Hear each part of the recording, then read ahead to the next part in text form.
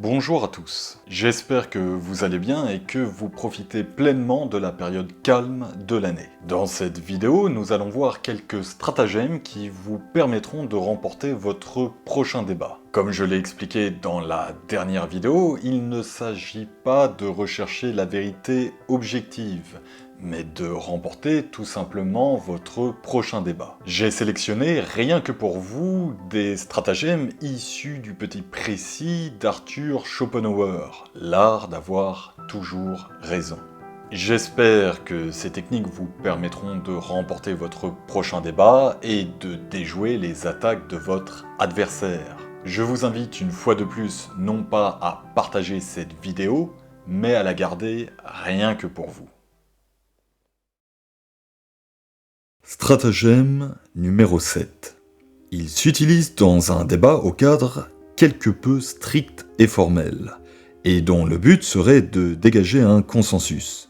Celui qui a énoncé sa proposition et doit en prouver la validité procédera alors par question, avant de conclure à la validité de sa proposition à partir des concessions de son adversaire. Cette méthode, dite érothématique ou socratique, avait cours surtout chez les anciens. C'est d'elle que se réclame le présent stratagème et ceux qui suivent, tous librement inspirés d'Aristote. En revanche, l'argumentation basée sur ce qui aura été admis sera menée rapidement, car les esprits lents ne pourront pas suivre correctement et passeront outre les éventuelles erreurs ou failles dans le raisonnement. Stratagème numéro 16. Il s'agit de l'argument ad hominem ou ex concessis.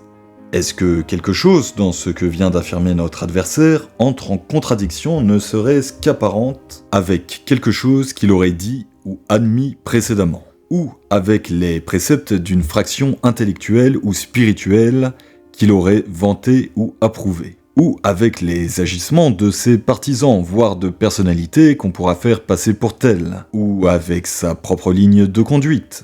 Par exemple, s'il défend le droit au suicide, on lui lancera aussitôt « Pourquoi ne vas-tu pas te pendre alors ?» Ou bien s'il se plaint des désagréments de Berlin, on lui dira « Pourquoi ne pas prendre la première diligence ?» On trouvera toujours de quoi pinailler. Stratagème numéro 26. Voilà un coup magistral que la rétorsion, qui consiste à retourner l'argument de l'adversaire contre lui. Par exemple, s'il dit « ce n'est qu'un enfant, un peu d'indulgence », on lui répondra « c'est justement parce que c'est un enfant qu'il faut le battre pour éviter qu'il ne garde à vie ses mauvaises habitudes ». Stratagème numéro 27. Si l'adversaire réagit à un de nos arguments par une agressivité subite, on ne se privera pas d'insister lourdement dessus. Non seulement il est bon de lui faire perdre son sang-froid, mais surtout, il y a fort à parier qu'on a mis le doigt sur le point faible de son raisonnement, et que l'argument nous fasse gagner plus de points que prévu. Stratagème numéro 28.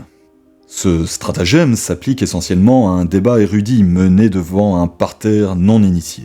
En l'absence d'arguments ad rem ou ad hominem, on prendra à partie le public par un argument ad auditores, c'est-à-dire une objection irrecevable, mais que seul un esprit averti percevra comme tel, ce qui est le cas de notre adversaire, mais pas de l'auditoire, aux yeux de qui il sera vaincu, pour peu que la remarque objectée tourne son affirmation en ridicule. Les gens aiment rire, et les rieurs seront acquis à notre cause.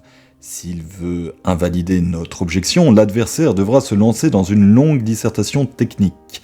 Il aura du mal à regagner son auditoire. Un exemple, l'adversaire explique qu'avant l'émergence des continents, sous l'effet de la chaleur, la masse destinée à en former le socle granitique était en fusion, et donc à l'état liquide. La température devait s'élever à 250 degrés Celsius.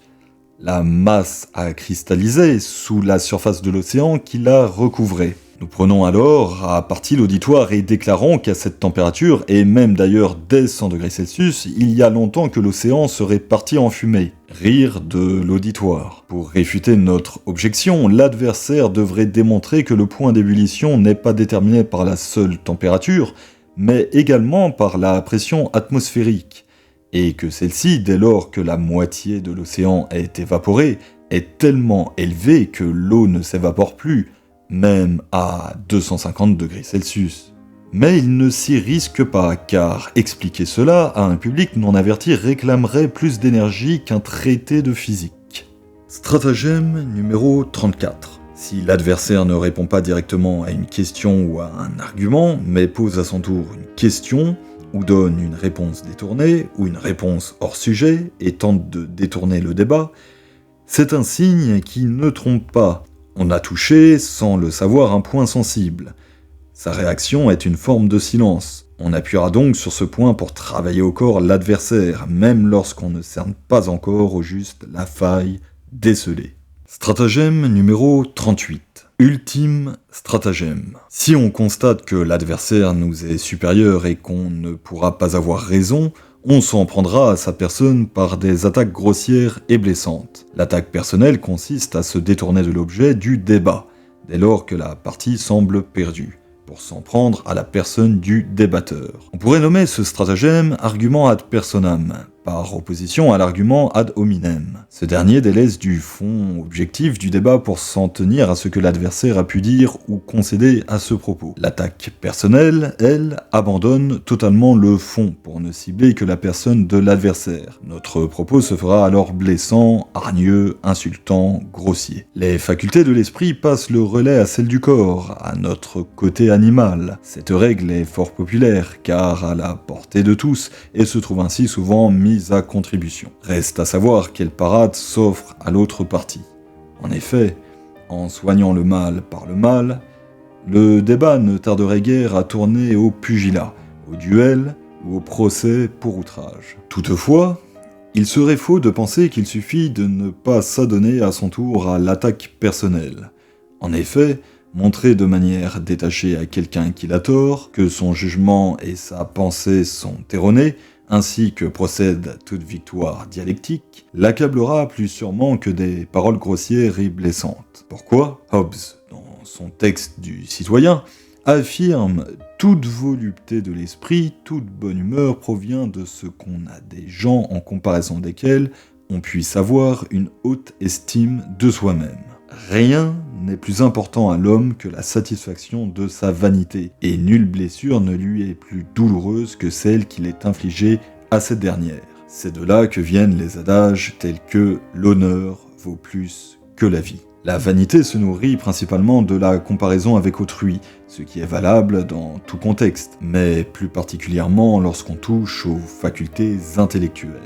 Et le débat est justement le lieu privilégié de leur expression, d'où le dépit profond du vaincu, obtenu sans provocation, et donc sans avoir eu recours à cet ultime stratagème, auquel on ne saurait pourtant suppléer en restant courtois. Il ne sera là encore pas inutile de garder son sang-froid. Dès que l'adversaire se lancera dans une attaque personnelle, on se contentera de répondre calmement que cela est hors sujet, avant de recoller au débat qu'on poursuivra pour lui démontrer son tort, sans prêter l'oreille aux vexations, à l'image de Thémistocle disant à Eurybiade « Frappe, mais écoute », ce qui n'est certes pas donné à tout le monde. C'est pourquoi la seule parade sûre est celle qu'Aristote donne dans le dernier chapitre de ses Topiques. Ne pas débattre avec le premier venu, mais uniquement avec des gens que l'on connaît et dont on sait qu'ils ont assez d'entendement pour ne pas débiter trop d'âneries et se voir infliger une défaite cuisante, qu'ils feront appel à la raison et non à des citations, qu'ils sauront entendre un argument rationnel et y souscrire, et pour finir, qu'ils respectent la vérité, qu'ils prennent plaisir à entendre un argument fondé, même de la bouche de l'adversaire, et qu'ils auront assez d'honnêteté intellectuelle pour reconnaître avoir tort si la vérité est dans l'autre camp. Il s'ensuit que sur 100 personnes, une seule, et encore, mérite qu'on débatte avec elle. Les autres, on les laissera dire ce qu'elles veulent, car, comme l'enseigne le droit romain, extravaguer est un droit des gens. On songera également à ce que dit Voltaire, « La paix vaut encore mieux que la vérité », et à ce proverbe arabe, « La paix fait pousser ses fruits à l'arbre du silence ». La friction intellectuelle qu'est le débat crée les conditions d'un profit mutuel aux esprits qu'ils confrontent, leur permettant de rectifier leurs propres pensées et d'ouvrir des perspectives nouvelles. Mais les deux débatteurs doivent être au même niveau, culturellement et intellectuellement. Si l'un d'eux manque d'érudition, certaines choses lui échapperont. Et si son raisonnement n'est pas à la hauteur, le dépit le poussera à la mauvaise foi, et à l'artifice ou bien à la grossièreté. Il n'y a pas de véritable différence entre le débat privé et le débat public, tel que la soutenance de thèse, si ce n'est, dans ce second cas, qu'il sera attendu de l'interroger et qu'il tienne tête à ses interrogateurs, si besoin, avec l'assistance du président de séance. L'argumentation y est par ailleurs plus formelle car plus strictement conclusive.